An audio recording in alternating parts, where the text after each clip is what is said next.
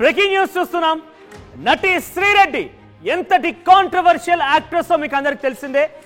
గత ప్రభుత్వంలో ఆంధ్రప్రదేశ్ రాష్ట్రంలో వైసీపీ పార్టీ అధికారంలో ఉన్నప్పుడు అటు ప్రతిపక్షంలో టీడీపీ జనసేన పార్టీలు వారి వారి స్థానాల్లో వారి ప్రయత్నాలు ప్రభుత్వానికి వ్యతిరేకంగా మాట్లాడిన నేపథ్యంలో అనేక మార్లు సోషల్ మీడియా వేదిక కానివ్వండి, మీడియా వేదిక కానివ్వండి, కొన్నిసార్లు కొన్ని సందర్భాల్లో ఎక్కడ కూడా వినిపించకూడని పదాలని, ఎవరు కూడా పలకలేనటువంటి పదాలని ఉపయోగించి పరజాలంతో పవన్ కళ్యాణ్ నారా లోకేష్ ని టార్గెట్ చేయడంతో పాటుగా ఏకంగా వారి కుటుంబీకులని, ఆ పార్టీకి సంబంధించినటువంటి మహిళా కార్యకర్తలను కూడా టార్గెట్ చేస్తాను మాట్లాడడం ఎంతగానో చూసాం. అయితే తాజాగా ఆంధ్రప్రదేశ్ రాష్ట్రంలో పలు పోలీస్ స్టేషన్లో శ్రీరెడ్డి పైన కేసులు కూడా నమోదయ్యాయి. ఈ విషయం పైన శ్రీరెడ్డి కేసుల కంటే మునిపే నన్ను క్షమించండి అంటూ ఒక వీడియో కూడా చేసింది. అయినప్పటికీ కేసులు నమోదయ్యాయి. ఈ కేసుల ఆధారితంగా శ్రీరెడ్డిని అరెస్ట్ చేసే అవకాశం కూడా కనబడుతోంది. ఇప్పటికే అటు కాంట్రవర్షియల్ డైరెక్టర్గా ఉన్నటువంటి ఆర్జీబీ కూడా నోటీసులు జారీ చేశారు. మదిపాడి పోలీస్ స్టేషన్లో తనపైన కేసు నమోదైంది.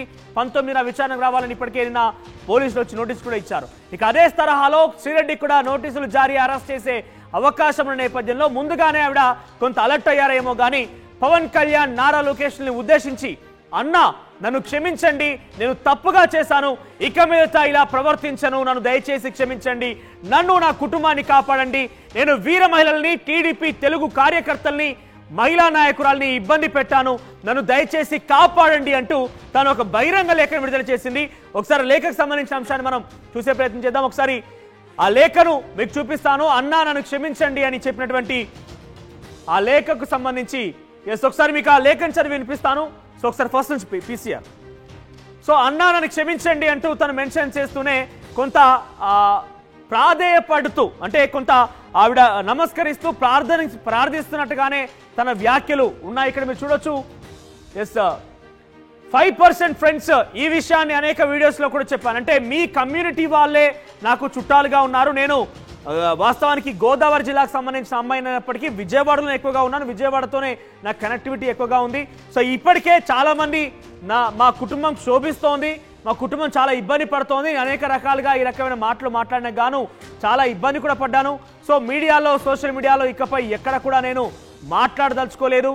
సో ఎక్కడ చూసినా కూడా నా మీద నా కుటుంబంలో చాలా చిన్నపిల్లలు కూడా ఉన్నారు, పెళ్లి కావాల్సిన వాళ్ళు ఉన్నారు, దయచేసి నన్ను క్షమించండి, నన్ను కొంత మీరు ఇబ్బంది ఉండకుండా ఉండాలి, లేదంటే మీరు ఒకవేళ నిజంగానే ఇబ్బంది పెట్టాలని అరెస్ట్ చేసినా కొట్టినా కూడా మహా అయితే ఈ గాయాలు మారడానికి 3 నెలల సమయం మాత్రమే పడుతుంది. కానీ నా కుటుంబం ఇప్పటికే 1000 సంవత్సరాల క్షోభని అనుభవించిందన్నట్టుగా శ్రీరెడ్డి తన లేఖలో పొందుపరిచింది. సో మొత్తం మీద ప్రాధేయపడుతూ నన్ను క్షమించండి, నన్ను ఇకపైన ఇటువంటి మాటల్ని మాట్లాడను అంటూ ఆవిడ ఈ లేఖలో, బహిరంగ లేఖలో మెన్షన్ చేశారు. సుమారుగా 3 పేజీల లేఖని ఆవిడ విడుదల చేశారు.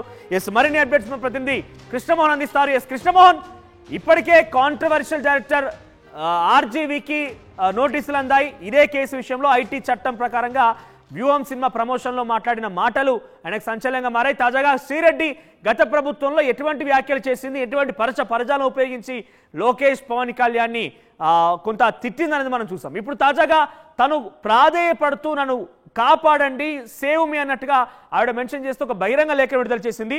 ఈ లేఖను ఎలా చూడాలి, ముఖ్యంగా వారిద్దరు ఏ రకంగా లేఖను తీసుకునే అవకాశం కనబడుతోంది? మరొకసారి మరికాసేపట్లో కృష్ణమోహన్ జాయిన్ అవుతారు. ఇక్కడ మీరు చూడొచ్చు, చాలా అంశాలు ఉన్నాయి. చాలా మంది మనోభావాలు దెబ్బతీశాను, సో నేను చేసిన తప్పు ఏంటి అర్థమైంది, ఎంత బాధపడ్డానో నాకు తెలుసు, ఇక మీడియా, సోషల్ మీడియా అలాగే కేసుల నుంచి నన్ను ఇబ్బంది పెట్టడం మానుకోండి, టీడీపీ కార్యకర్తలు నేను చాలా వరకు ఇబ్బంది పెట్టాను, ఈ ఓపెన్ లెటర్లో మీ అందరికి క్షమాపణ చెప్తున్నట్టుగా తను మెన్షన్ చేశారు. ఒకసారి మా ప్రతినిధి కృష్ణమోహన్ దగ్గరికి వెళ్దాం. కృష్ణమోహన్, ఈ లెటర్ సారాంశం ఏంటి, దీని ప్రభుత్వంలో ఉన్నటువంటి కీలకమైన వ్యక్తులుగా నారా లోకేష్, పవన్ కళ్యాణ్ ఏ రకంగా తీసుకునే అవకాశం ఉంది? బేసిక్ గా శ్రీరెడ్డి వీడియోలను లేకపోతే శ్రీరెడ్డి లేఖలకు పెద్దగా స్పందించే పరిస్థితుల్లో పవన్ కళ్యాణ్ కావచ్చు, లేకపోతే లోకేష్ కూడా లేరు. అయితే లోకేష్ కు సంబంధించిన వ్యవహారంలో కావచ్చు, లేకపోతే పవన్ కళ్యాణ్ సంబంధించి, లేకపోతే ఇతర టీడీపీ కూటమి నేతలు సంబంధించి శ్రీరెడ్డి చేసిన వ్యాఖ్యల పట్ల తీవ్ర అభ్యంతరాలు చాలా చోట్ల నుంచి వస్తున్న నేపథ్యంలో ఆల్రెడీ చాలా మంది కంప్లైంట్స్ కూడా ఇచ్చిన పరిస్థితుల్లో ఆమె ఒక లేఖను పవన్ కళ్యాణ్ ని ప్రస్తావిస్తూ అలాగే లోకేష్ ను ప్రస్తావిస్తూ ఒక లేఖనైతే రాసిన పరిస్థితి అయితే ఉంది.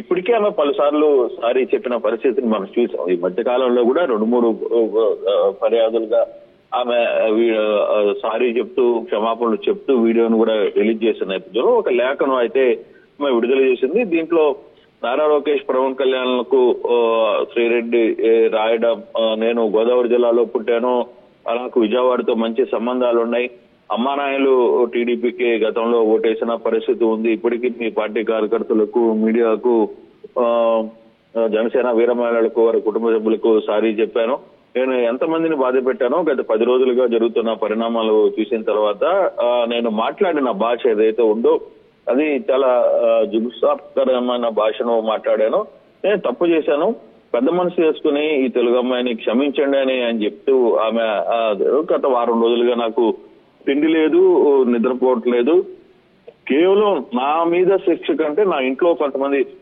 ఆడపిల్లలు ఉన్నారు, ఇంట్లో పెళ్లి కావాల్సిన పిల్లలు ఉన్నారు, ఈ లేఖను నేనేదో తప్పించుకోవడానికో లేకపోతే ఈ వ్యవహారం మీద కాదు, నన్ను కొడితే 3 నెలల్లో గాయాలు మానుతాయి, కానీ నా వల్ల నా కుటుంబానికి ఎఫెక్ట్ అవుతుంది, నేను సినిమాల్లోనూ అలాగే రాజకీయాల్లో కూడా నేను ఫెయిల్ అయ్యాను అనేది ఈ లేఖ సారాంశం.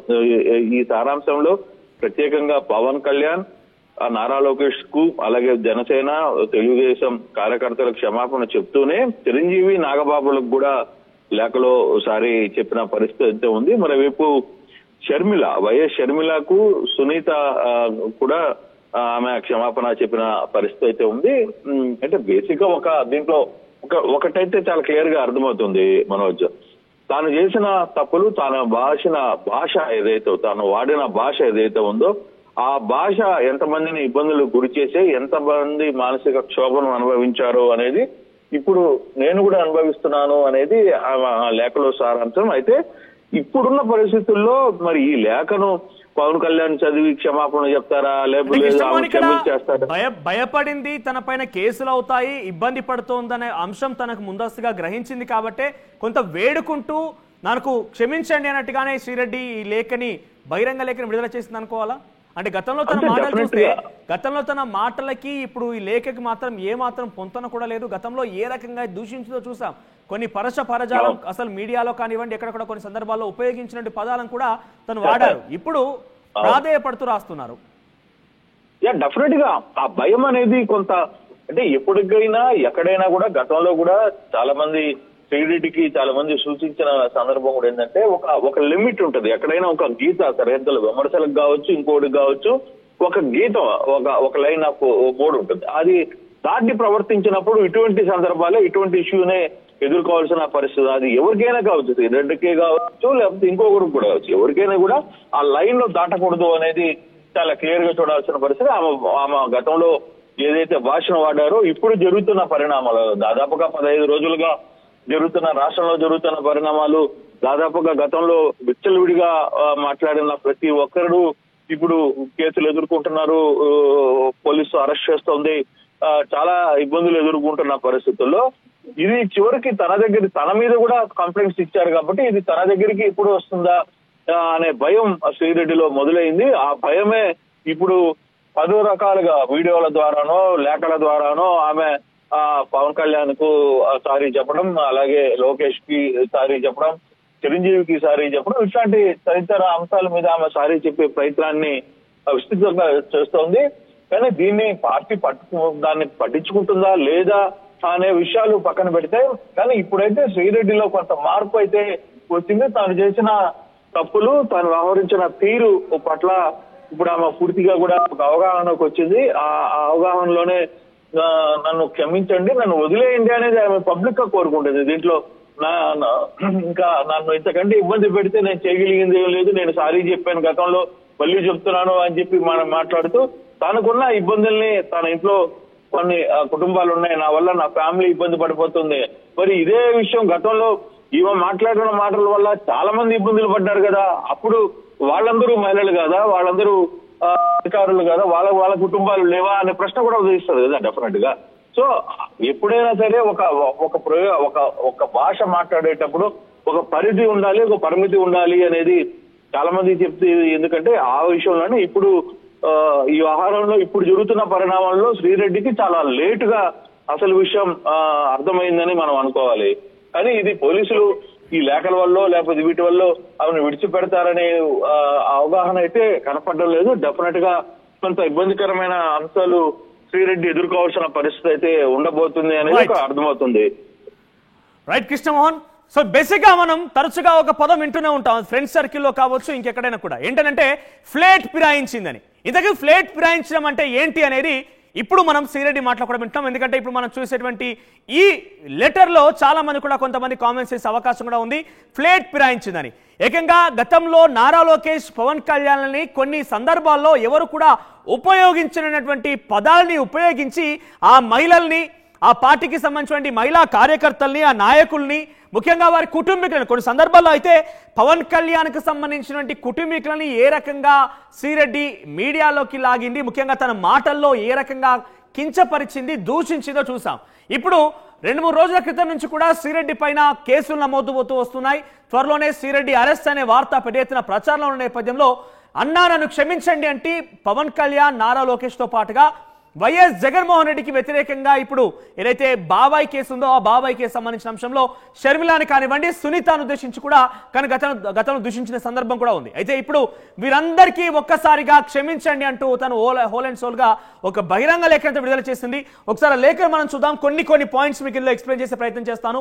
ఇక్కడ మీరు చూడండి, అమరావతి రావడం మా ఇంట్లో వాళ్ళని ఎంత సంతోష పెట్టింది. ఎందుకంటే వాళ్ళు ఉంటున్న అరకో సొంత ఇల్లు రేట్లు పెరుగుతాయని, అందుకే మా అమ్మ నాన్నలు టీడీపీకి ఓటు వేశారు. లోకేష్ అన్న మీరు కొన్ని విషయాల్లో ఎంత మొండిగా ఉంటారో అంతకంటే ఎక్కువ మంచితనం కూడా ఉందని ఈ కేసుల విషయంలో మాట్లాడడం, నేను అంతకుముందు వీడియో మెన్షన్ చేసినట్టుగా సారీ చెప్పించింది కూడా ఆ కుటుంబ సభ్యులే. అలాగే మా కుటుంబ సభ్యులు మీతో డైరెక్ట్గా మాట్లాడమని చెప్పారు.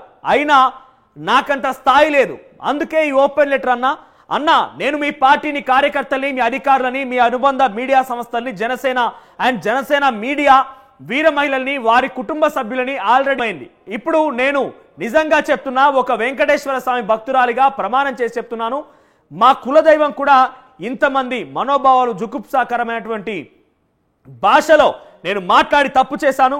నా పూజలు, హోమాలు, భక్తి అన్నిటి గురించి బహుశా మీకు తెలిసే అవకాశం లేదు. ఇంత పూజా ప్రార్థన చేసే నేను ఈ పాపం ఎలా చేశాను, ఎవరికి ఈ పాపం మూట కట్టుకున్న రకంగా మొత్తం మీద ఇవన్నీ చూస్తుంటే కూడా కొంత భయంతో కూడినటువంటి, భక్తితో కూడినటువంటి భయం అన్ని కలగలుపుకొని ఈ బహిరంగ లేఖ విడుదల చేసిందేమో శ్రీరెడ్డి అన్నట్టుగా ఈ లేఖలో మనకైతే అర్థమవుతోంది. సో మొత్తం మీద ఇప్పటికైతే కేసులు నమోదయ్యాయి. మరి కేసులు నమోదైన విషయం పైన ఈ లెటర్ ఆధారితంగా అయితే పోలీస్ అధికారులు ఈ కేసును అయితే కొట్టివేసే అవకాశం అయితే లేదు. కేసుని కేవలం తేలికగా తీసుకునే అవకాశం అయితే లేదు. ఏదైనా కనుక కొంత తేలికపాటుగా తీసుకోవాల్సి వస్తే క్షమించానని చెప్పి పవన్ కళ్యాణ్, నారా లోకేష్లు పెద్ద హృదయం చేసుకొని క్షమించే అవకాశం ఉంటుంది. కానీ కేసులను మాత్రం వెనక్కి తీసుకునే అవకాశం అయితే ఉండకపోవచ్చు. ఏ రకంగా అయితే ఆర్జీవీకి నోటీసులు అందాయో అదే రకంగా ఇటు శ్రీరెడ్డి కూడా నోటీసులు అంది, తనను కూడా విచారణ పేరిట పిలిచి అరెస్ట్ చేసే అవకాశం అయితే కనబడుతోంది.